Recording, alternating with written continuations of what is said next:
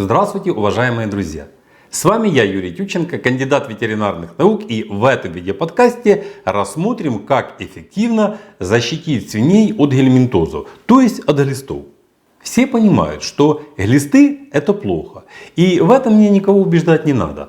Но вот далеко не все отдают себе отчет, насколько это плохо и какой они наносят ущерб.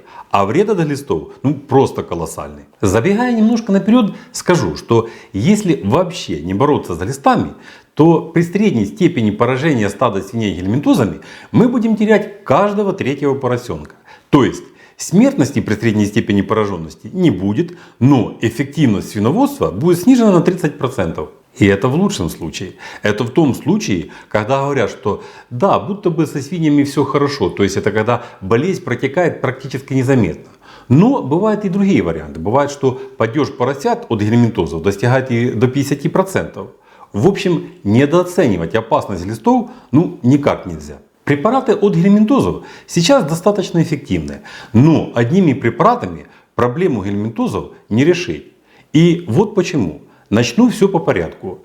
Глисты у свиней были, есть и будут всегда. Установлено, что во всем мире все свиноводческие хозяйства поражены глистами. Степень пораженности разная, но в любом случае она очень высокая во всех странах. Согласно данных мировых исследований, это 60% и выше.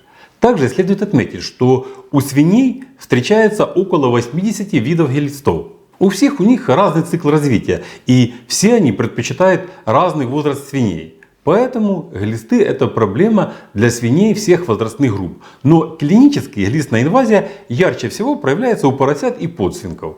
Гельминтами свиньи поражаются круглогодично, но в основном пик инвазии приходится на летний-осенний период. Чаще всего наивысшая степень инвазии наблюдается у поросят в возрасте от 2 до 4 месяцев. Как я уже сказал, что у свиней насчитывают около 80 видов различных гельминтов. Но цикл развития всех гельминтов схематически во многих моментах похож.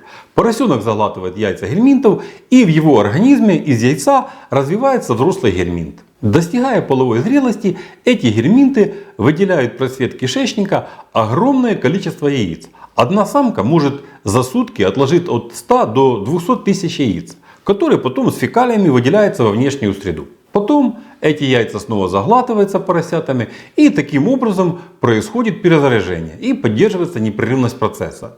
В кишечнике свиньи одновременно может обитать от нескольких десятков до нескольких сотен, а то и тысяч половозрелых гельминтов. То есть во внешнюю среду выделяется просто несметное количество яиц, которые к тому же очень устойчивы во внешней среде. Так, в условиях свинофермы они не теряют жизнеспособности около 5 лет. В почве на глубине пахотного слоя в благоприятных условиях они сохраняются где-то до 2,5 лет. Дезинфектанты на яйца тоже очень плохо воздействуют. Это я к тому, что полностью избавиться от гельминтов невозможно.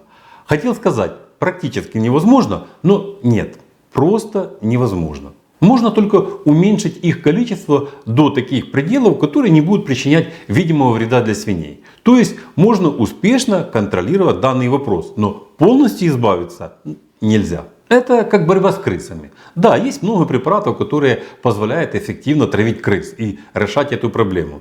Но только на какое-то время. Ни один яд никогда не решает эту проблему навсегда. Все равно через какое-то время крыса опять появляется. И тут самое главное не упустить момент их появления, чтобы снова начать бороться с ними. Вот точно так же и с глистами. Вред от глистов для организма поросят в том, что глисты фактически отнимают еду у поросят. При наличии глистной инвазии у поросят наблюдаются очень низкие приросты живой массы. Все это происходит потому, что глисты препятствуют всасыванию питательных веществ из организма свиней и потребляют их сами. Причем чем моложе возраст поросят, тем сильнее проявляется пагубное действие глистов. Но глисты это не только потери корма, это еще и колоссальная интоксикация организма свиней.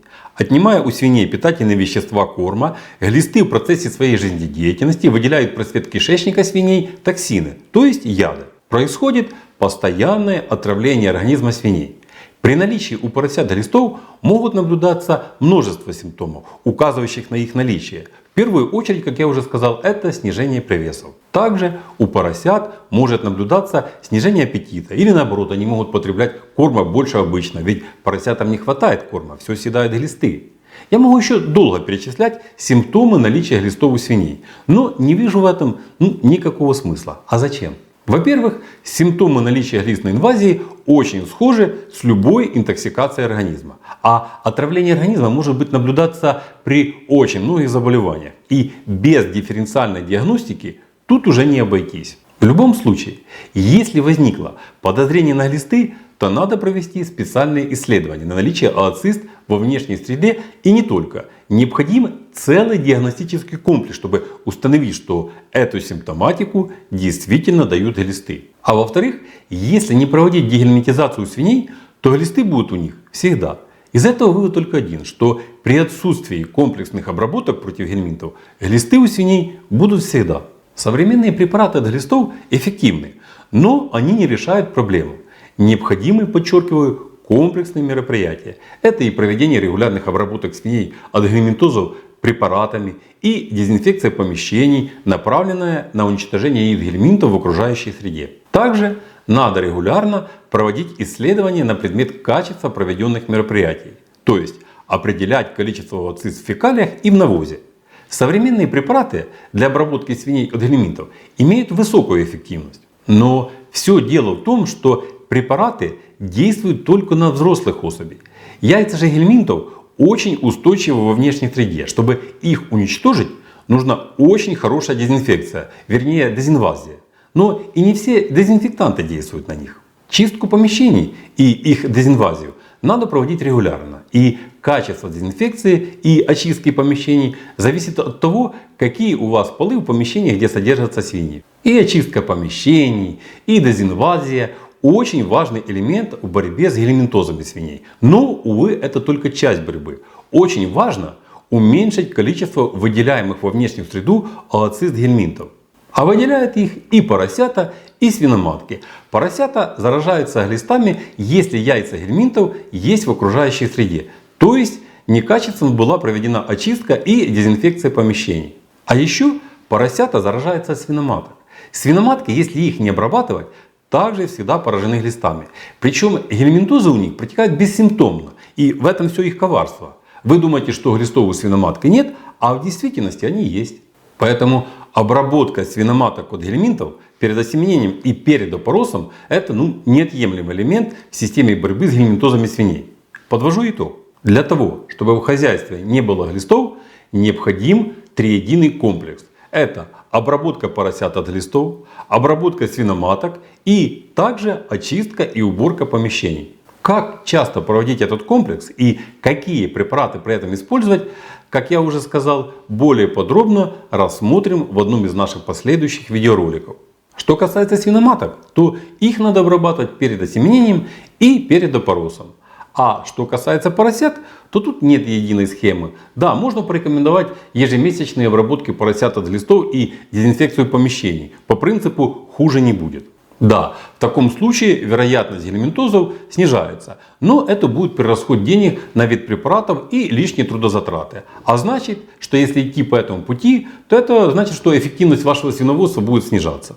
Одним из элементов эффективного контроля гельминтозов есть определение ооцист в фекалиях и подстилке свиней. То есть провели дегельминтизацию и дезинфекцию помещений и сразу же проверили количество ооцист. Если их нет или очень мало, значит все хорошо. Если много, значит что-то вы сделали не так и надо все повторить. Иначе будет вспышка. Если не хотите думать, а просто обрабатывать, то обычно поросят обрабатывают от глистов в пиковые периоды. В 30-дневном возрасте и в возрасте 3-4 месяцев. Но это никак не значит, что вспышка гельминтоза не случится в каком-то другом возрасте. Все может быть. Например, по причине резкого снижения иммунитета поросят. Снижение иммунитета может вызвать и какое-то другое заболевание, и кормовое отравление, и какой-то стресс, например. Снижение температуры или наоборот чрезмерное повышение температуры. Много может быть всевозможных причин снижения иммунитета. А пониженный иммунитет – это основа для возникновения гельминтоза. Да и не только для гельминтозов. По причине недостаточно сформированного иммунитета очень много заболеваний цепляется к поросятам. Но гельминтоза в первую очередь. Да, еще момент. Очень важным элементом в защите свиней от гельминтозов, кроме дачи альгаментных препаратов поросятам и свиноматкам, а также кроме очистки и дезинвазии помещений, есть постоянный мониторинг количества ацист в окружающей среде. Провели дегельминтизацию и дезинвазию? Обязательно проведите анализ фекалий, навоза и смывов с оборудования на наличие ацист. Если вдруг возникло какое-то подозрение на наличие гельминтов у свиней, то тоже сразу же проводите такие исследования. Если вы более-менее серьезно занимаетесь свиньями, то должны уметь это делать сами. Это абсолютно несложно. Ну вот, пожалуй, и все о гельминтах. Остальное, что не успел рассказать, расскажу в одном из своих последующих видеороликов. А пока на этом все. Здоровья вам и вашим поросятам. Подписывайтесь на наш канал и до новых встреч!